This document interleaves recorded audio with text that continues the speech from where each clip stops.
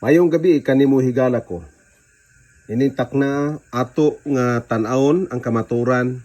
Sumala niining Biblia, ang santos nga Biblia, hinubad gikan sa Bulgata Latina.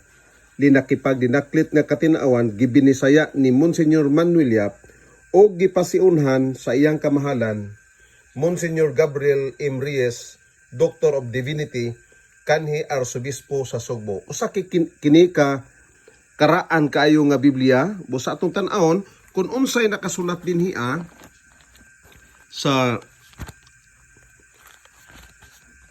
Lucas. Okay, Lucas Lucas 23 bersikulo 54 ngadtog 56. Og kadto adlaw igtatagana o igpangandam. Og ang Sabado nagasawumsom na.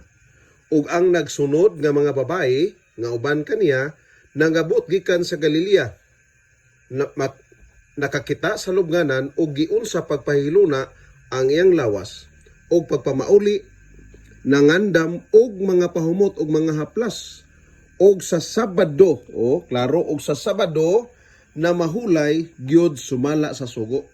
So giklaro niini nga ang mga Maria nga gisgutan ni apil ang inahan ni Ginisos, ingon siya nga kini sila miadto sa lubnganan og sa 56 nag-ingon og sa pagpamauli nangandam og mga pahumot og mga haplas, klaro, og sa Sabado na mahulay gyud sumala sa sugo. So klaro ka ini nga version, Catholic version gikan sa Latina Vulgata, nga ang sila si Maria na mahulay gyud sa adlawng Sabado sumala gyud sa sugo.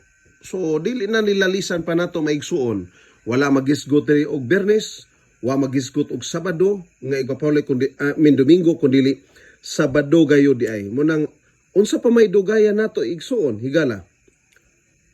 Mahimo ikaw nga maghimo sa pagdesisyon nga maghimo sa sunod kang Ginisos, kay ngani si Ginisos siya usab mipahulay pagkasabado kay mao man ang iyang batasan, Lucas 4:16. So dinhi pa lang sa Lucas 23:56 giklaro na nga akong basa ng otro og pagpamauli nangandam og mga pahumot og mga haplas og sa Sabado na mahulay gyud sumala sa sugo. So unsa pa may imong dugayan, maghimo ka sa pagdesisyon, sumala nining atong natun-an gikan sa ang santos nga Biblia, hinubad gikan sa Bulgata Latina, linakipag dinaklit nga katinawan gibinisaya ni Monsignor Manuel Yap o gipasunahan sa kamahalan Monsignor Gabriel M. Reyes Didik kanhi Arsobispo sa Sugbo. May gabi ang Dios magapanalangin.